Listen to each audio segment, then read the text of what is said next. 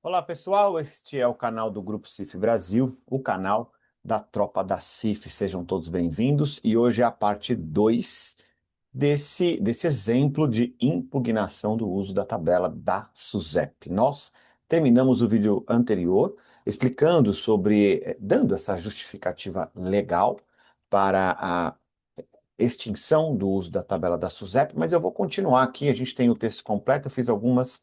eh, eu selecionei algumas partes que eu acho que são importantes dentro dessa impugnação aqui. Então veja que, ok, se você não deve usar a tabela da SUSEP, e se você não deve usar nenhuma tabela de dano corporal para medir incapacidade laborativa, então você usa o quê? Hum? Então, esse parágrafo diz o seguinte: a classificação internacional de funcionalidade é o instrumento base. O que significa ser um instrumento base?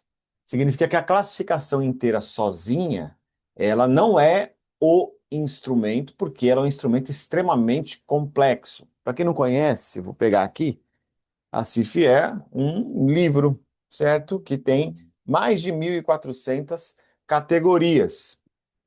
E ela inteira, na sua integralidade, não é um instrumento de medida, mas ela é a base de outros instrumentos. Se você ainda não conhece a CIF nem os seus instrumentos relacionados, saiba que existe a classificação e existem instrumentos baseados nela para diversos usos. Existem instrumentos para inquérito populacional, como é o caso do Model Disability Survey. Existem instrumentos para mensurações específicas, como o caso da escala Salsa, entre outras.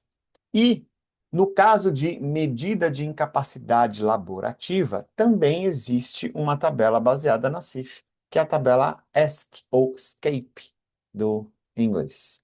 Então, eu vou ler aqui o instrumento. Ela é um instrumento base para avaliar a incapacidade laboral, pois considera as limitações do indivíduo em relação às atividades de participação, considerando os fatores contextuais.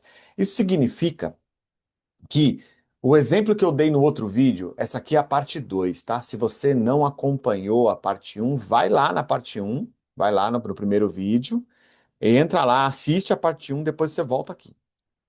Bom, é, se um instrumento mede apenas o dano corporal, dois profissionais de áreas distintas, se tiverem o mesmo dano corporal, terão o mesmo percentual de dano corporal. O que não significa que ambos tenham a mesma incapacidade laboral. Porque se as profissões forem diferentes, as exigências também são diferentes. Lá, a comparação que eu usei é uma comparação famosa que está na Jus Brasil, que compara um pianista com um trabalhador da construção civil. Ambos têm o mesmo dano corporal, é a mesma amputação de dedos de uma das mãos, só que um está mais limitado que o outro, obviamente.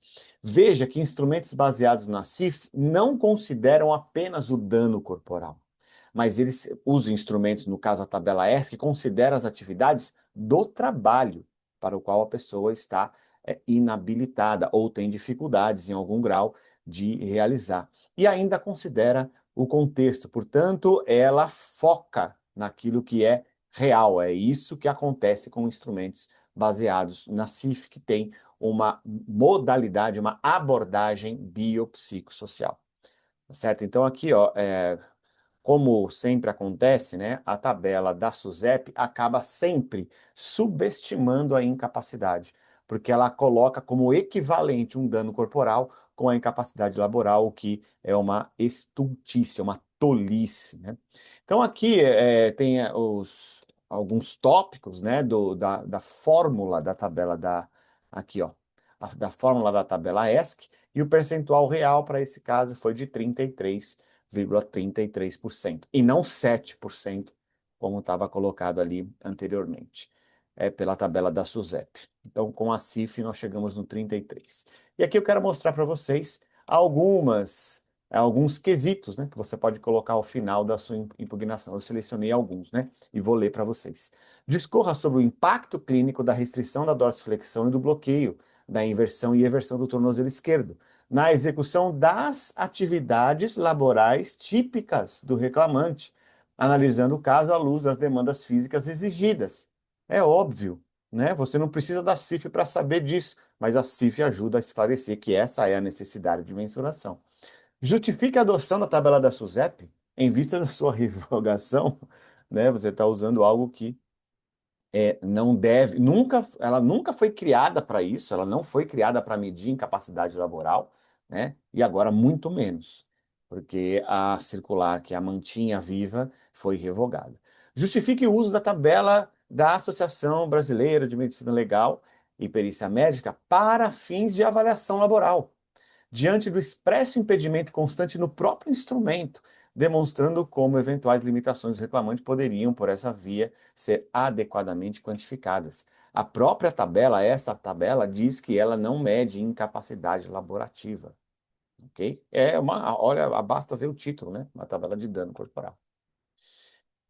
E aqui mais ao final, né, eu também tenho que dizer para vocês que você precisa sempre fazer os requerimentos finais, né? E o principal requerimento aqui é o reconhecimento das falhas técnicas, inconsistências, omissões e contradições do lado pericial, determinando a necessidade de uma nova perícia, bem como a formulação de respostas individualizadas e fundamentadas aos quesitos apresentados. Próxima segunda-feira eu trago para vocês um caso diferente desse e nós vamos novamente aproveitar para apresentar a forma, um exemplo de impugnação. Um abraço para vocês e até lá.